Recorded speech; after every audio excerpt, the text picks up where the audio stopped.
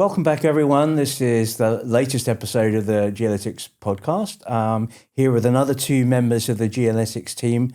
Guys, would you like to introduce yourselves? Yeah, my name is Omar Sarhan. I am a data engineer at Geolytix, working mainly on internal systems and the implementation of client models into our spatial modeling system and architecture. Wow, that sounds very impressive. We're going to drill into that, I'm sure. So I'm Callum. I'm also a data engineer at Geolytix. I work in the data team, so kind of focusing on how we build geodata packs across the world and kind of how we optimize our processes for doing so. Wonderful. And just for those people that might not know it, who are Geolytix? What do you guys do? Geolytix are a location planning consultancy. We work all around the world with various different brands, both big and small, to help them find how they can best markets they can fit in and how they can optimize their network in the current markets they're in. Brilliant. Now, we've been talking over these podcast series about AI and its impact on Geolytix in terms of what you do, what its impact might be on customers, even the philosophy of AI. I think it's really interesting talking to you two because you come at this from the data side, from the engineering side, from designing systems. I wonder, in broad terms, how is AI changing what you do in terms of creating the analytical platform? AI is fundamentally changing a lot of things we do, but also kind of making us rethink why we do certain things the way we do. So it's empowering us with the ability to create new tools really quickly, to prototype things in a way that we maybe haven't been able to do before in the past, because as a small consultancy, we like to focus on, resource planning. So being able to spend some time creating tools in a quick way that allows us to come up with new things is really powerful. And it's also changing the expectations, I would say, of people, where there's a lot more focus nowadays on AI and people see AI in a lot more things one way or another, either used behind the scenes or visibly. So it's kind of changed some of what our clients would expect as well, and what we should be looking at in the future. Mm-hmm. I definitely agree on the point about kind of prototyping a lot faster. You can have an idea and then within a few hours you can have a kind of MVP, something that you could go off and build properly, or you could not follow on with it. But absolutely invaluable for doing that.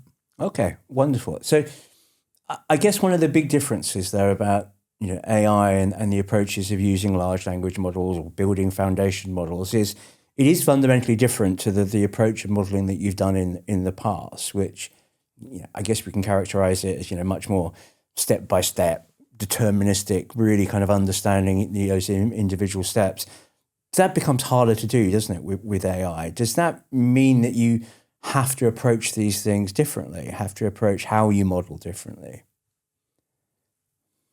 Well, I think it does, but a lot of the principles that we would have used to build our models historically still have to be maintained.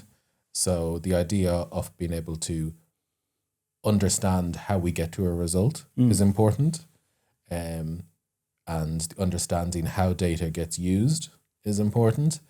And also the LLMs and AI-empowered models are great, but they sometimes need to be made aware and be mindful of the institutional memory of the clients we work with, who would have their own data sets and their own knowledge about their industry and how they function in it that should be maintained when building things. So there is always a trade-off, and because AI is kind of on trend, it shouldn't be something that's embraced, but then we sacrifice maybe over companies be operating for over a decade. So over a decade of our internal kind of memory of how to build these things, which is very important to us. And one of the things that clients like about us is we have this long-term, presence in the market, and we understand it quite well. Absolutely. And I've certainly seen that from talking to your colleagues, that partnership with your customers is really important. But I'm really interested in that comment you made about trying to get the systems, the AI, to understand the context, understand the dynamics of a particular organization. How do you go about that? How do you do that? It's tricky.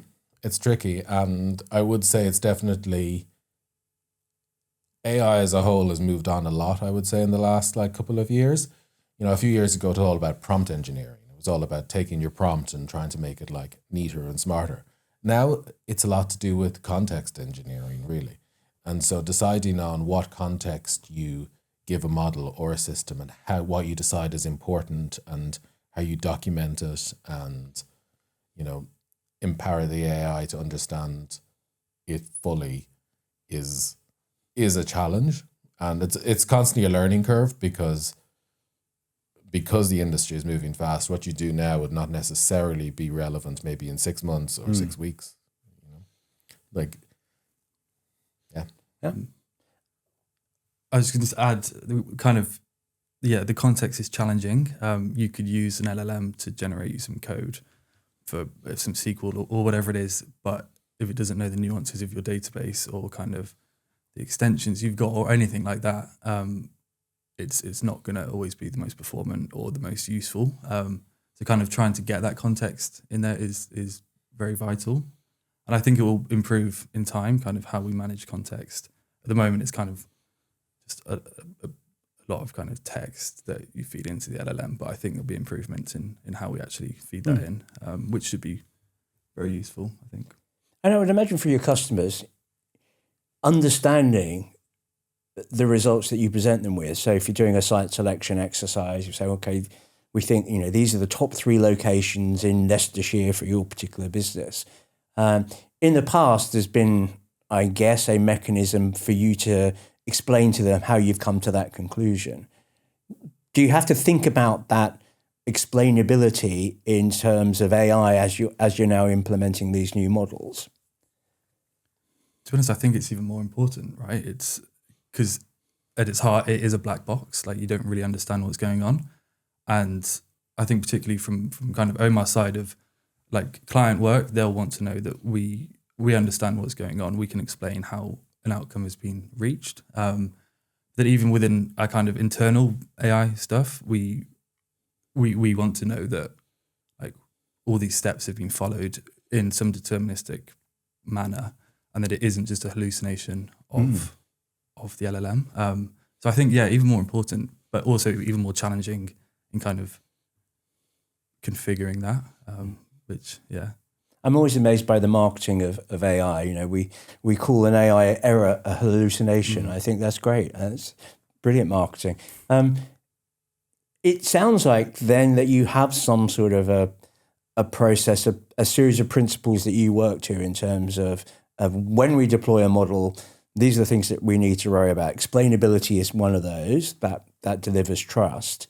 Omar, we were talking before recording about accountability, which is clearly really important in these decision making. How do you handle that? You can't just say, well, the black box said it was this. That's not going to work. No, it's not going to work, and it puts you in a very weak position as well when you build something if you can't actually, have accountability throughout it. It's okay if you build, say, a loop of a process that's designed to do certain tasks, and you can say, well, in this part of the loop, the human is accountable, and this part of the loop is an AI is accountable, and we have put it on rails, and it's got a very particular window it can operate in. I think you kind of have to use things sparingly when it comes to AI, and use things in a way that's sensible. So I don't like to think of AI as just a tool that will can be inserted in every situation. It's not really. It might help you at certain parts. It might be able to create secondary tools that in a very quick fashion that help your loop work smarter and faster. But accountability should ultimately be down to the person who creates the loop and where they decide that they're going to draw a line of, say, between when they hand over to an AI and when they get information back. And they have to be very careful with that and understand if you can't even understand how it gets to a decision, put that part of the loop on strict rails so the result that comes out is within a tolerance of what you would expect. Yeah, I mean, this is a fascinating insight, I think, because what you're talking about is developing a system that is that combination of human and AI and clear distinctions about, when it's a human decision, when it's an AI-based decision. I think that's really interesting. And is that something that you communicate to your customers, and how do you do so? I think it's important when you're having these conversations with customers is that you don't have a cavalier attitude to how you use AI, because it's very easy to say, oh yeah, the AI will sort all that out. Oh, we used AI, and a wing and a prayer, you hope it works. and it doesn't come back and lead to very expensive mistakes.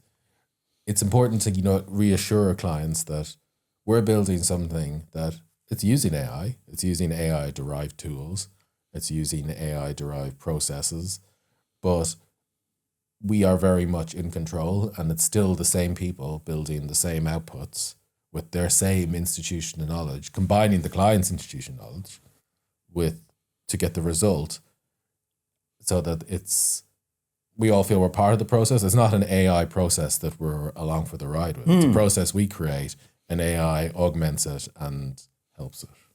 Very good, very good. That's a great approach to take. I really like the philosophy behind that. I think that's really important. And you're not doing this in isolation, I guess, reflecting what's best practice in the industry.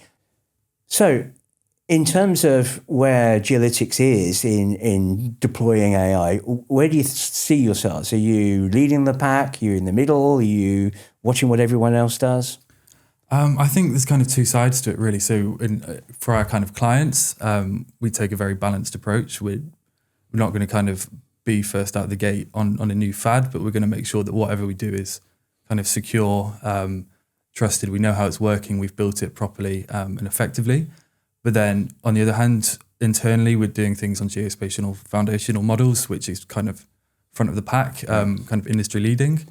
So yeah, a bit of a balance, but kind of always just making sure that we've got trust and safety built into whatever we're doing. Yeah, and I guess that idea, if you've got sort of guardrails protecting that customer context element, but then also it allows you to experiment. Yeah. So it allows you to kind of push the envelope with geospatial foundation models, experiment with that, but know that you're not going to deploy that with your customers without their knowledge, understanding, trust, and so on and so forth.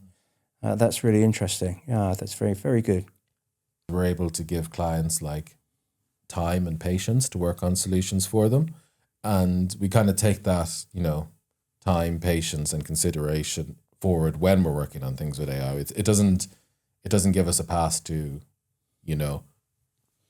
as I said, be cavalier about things. It's important that we still maintain our core identity, but AI just helps us with that. Yeah. And I do think as well, there is a risk as well that you will lose a lot of skills and institutional memory of a company if you defer too much to AI for tasks and processes. So it's important that you still hire grads, you still train grads, you still help people understand the history and lineage of our business and why things are the way they are, and then you bring that along as well. You don't sacrifice what made your company work so well in the past for quick, AI gains, because, well, it's buzzy. There is, and I guess there's a lot of that of, we're using AI because everybody else is, and we feel that we need to.